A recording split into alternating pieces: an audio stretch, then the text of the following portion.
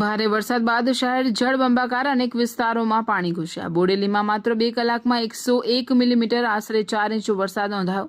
ભારે વરસાદથી સમગ્ર શહેરના અનેક વિસ્તારો પાણીમાં ગરકાવ બન્યા। દીવાનફળિયા અને વર્ધમાન નગર સહિતના વિસ્તારોમાં ઘરોમાં વરસાદી પાણી ઘૂસ્યા। અનેક પરિવારો મુશ્કેલીમાં મુકાયા। ઘરવખરી અને વેપારને નુકસાન થયું।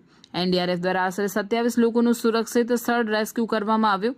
અલીપુરા 4 રસ્તા પાસે આવેલી જલારામ પાવભાજીની દુકાનમાં પણ પાણી ઘૂસતા નુકસાન થયું।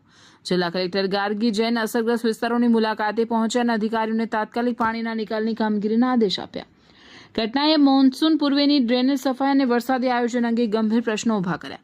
સ્થાનિકોમાં માંગ ઉઠી છે કે મોન્સૂન પૂર્વે થયેલી કામગીરી, ખર્ચ અને જવાબદારી અંગે પારદર્શક માહિતી જાહેર કરવામાં આવે।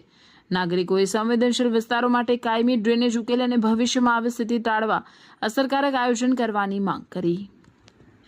અમારે એવું કહેવું છે કે પાણી તો સમસ્યા દર વર્ષે આવી રહે છે અને જે જેમ નારું નહીં બને જે બતાવ્યું હતું અને કંઈ ફૂટા પાણી જતા રહ્યા છે। દર વર્ષે આવે છે, ફૂટા પાણી જતા રહે, નારાનો તો ઉલ્લેખ કરતા નહીં એ લોકો, અને જે ભૂગરા નહીં નીકળે તો આ સમસ્યા રહેવાની। અને કલેક્ટર સાહેબ એ ખાલી બેકિંગ ગયા છે। દર વર્ષે કલેક્ટર સાહેબ આવે છે, કશું કરનાર નહીં, ખાલી એટલું જ કે છે ગૌચર જમીનો છે એ કરીશું અમે, પણ ગૌચર જમીનો તો માણસો તો થઈ જાય છે, જાનવર થોડો રહે છે।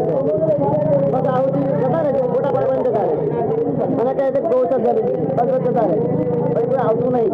હવે આ વરસાદ બંધ તો સાહેબ આવે નહીં। બોડેલી નગરપાલિકા પહેલી વખત સ્થાપિત થઈ, એમને ગરનાળાનું આયોજન કર્યું।